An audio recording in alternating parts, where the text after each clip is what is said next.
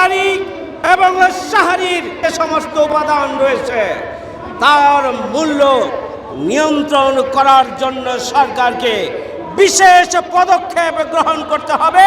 রমজানের একদিন মাত্র বাকি আছে, তার আগেই বাজারে এখনো দ্রব্যের যে ঊর্ধ্বগতি আছে, এই দ্রব্যমূল্যের ঊর্ধ্বগতি লাগাম টেনে সহনীয় মাত্রায় দ্রব্যমূল্য নিয়ন্ত্রণ করতে হবে। বাজারের এই দ্রব্যমূল্য লাগাম টেনে ধরুন। আমরা প্রতি বছর রমজানের আগে দ্রব্যমূল্যের ঊর্ধ্বগতির লাগাম টানার লক্ষ্যে এই বছরও আমরা বিক্ষোভ সমাবেশ এবং মিছিলের আয়োজন করে দেশবাসীকে সতর্ক করা, বাজার সিন্ডিকেটকে সতর্ক করা, সরকারের প্রতি আহ্বান জানানো যেন দ্রব্যমূল্যের লাগাম টেনে মুসল্লিদের সারি এবং ইফতার করায় সহযোগিতা করা হয়, সেই আহ্বান আমরা রাখছি। আওয়ামী লীগ বাংলাদেশ থেকে বিতাড়িত হলেও বাজার সিন্ডিকেটে আওয়ামী লীগ ফ্যাসিস্টদের রেখে যাওয়া সিন্ডিকেট এখনো সরকার ভাঙতে পারে নাই। আমরা সরকারের পাশাপাশি বাজার সিন্ডিকেটে আওয়ামী লীগের দোসর যারা আছেন তাদেরকে দায়িত্বহীন কণ্ঠে বলতে চাই, যদি সোজা কথায় সিন্ডিকেটে ভেঙে দিয়ে সাধারণ মুসল্লিদের নিয়ন্ত্রণের মধ্যে দ্রব্যমূল্য না থাকে, মুসল্লিদের কমিটি করে বাজারগুলোতে আওয়ামী ফ্যাসিস্টদের মোকাবেলা করার সিদ্ধান্ত গ্রহণ করা হবে। সংগ্রামী ভাই এবং বন্ধুগণ, আমরা সরকারকে উদাত্ত আহ্বান জানাবো, আমাদের দ্রব্যমূল্যের ঊর্ধ্বগতির লাগাম টানার দায়িত্ব আপনাদের উপরে দেওয়া আছে।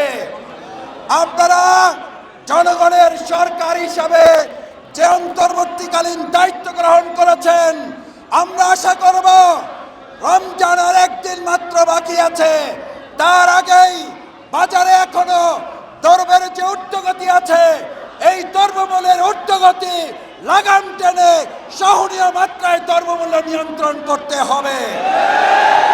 আমরা ব্যবসায়ী ভাইদের একই সাথে অনুরোধ করতে চাই, সম্মানিত ব্যবসায়ী ভাইয়েরা, 11 মাস ব্যবসা করেন, 1 মাস ব্যবসা না করলে আল্লাহ আপনার ক্ষতি করবেন না, বরং 11 মাস বরকত দিয়ে আপনাকে আল্লাহ পুষিয়ে দেবেন।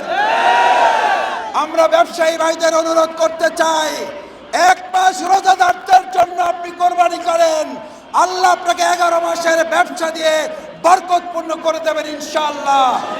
সেই জন্য আমরা সরকারের প্রতি আহ্বান জানাই, আওয়ামী ফ্যাসিস্ট যারা সিন্ডিকেটে এখনো নিয়ন্ত্রণ করেন, যদি সোজা না হন, মুসল্লিরা কমিটি করে বাজার নিয়ন্ত্রণে সরকারের পাশে দাঁড়িয়ে প্রয়োজনে আমরা ভূমিকা পালন করব।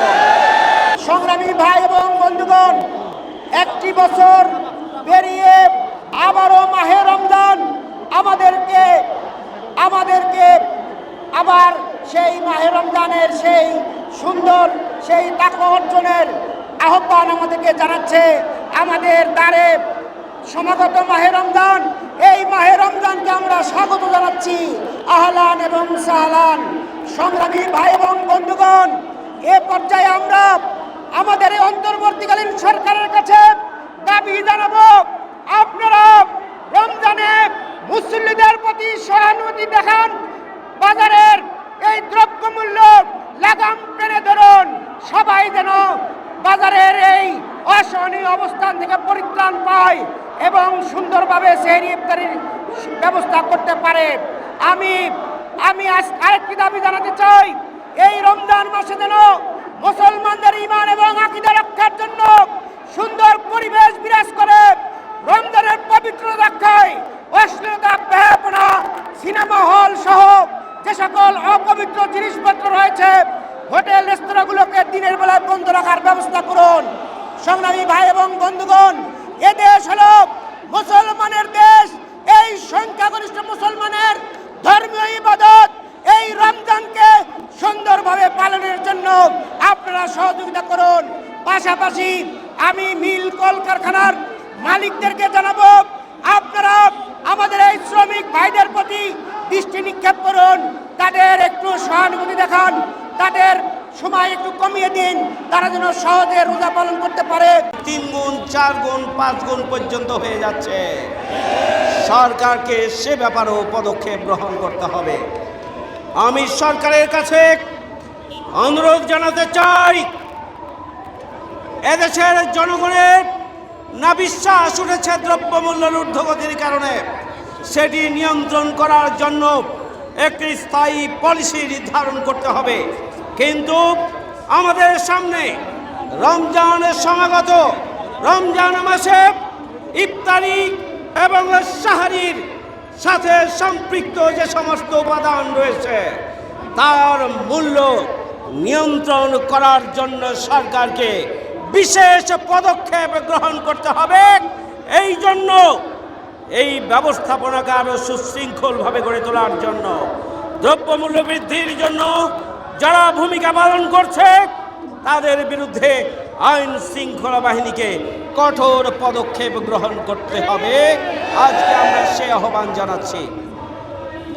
সংগ্রামী ভাই ও বন্ধুগণ, আমরা অবিলম্বে দ্রব্যমূল্য নিয়ন্ত্রণ করে জনগণের ক্রয় ক্ষমতার আওতায় নিয়ে আসার মাধ্যমে রমজান মাসে সাহারি এবং ইফতারি নির্বিঘ্নে করার জন্য প্রান্তিক জনগোষ্ঠীকে সুযোগ করে দেওয়ার ব্যাপারে সরকারের পক্ষ থেকে ভর্তুকির পরিমাণ বাড়াতে হবে এবং পদক্ষেপ নিতে হবে। সংগ্রামী ভাইয়ের আমার, সামনে রমজানের সমাগত মাসব্যাপী রোজা রাখাকে আল্লাহ রাব্বুল আলামিন আমাদের জন্য ফরজ করেছেন। এই রমজান মাসে কোরআন নাজিল হয়েছে।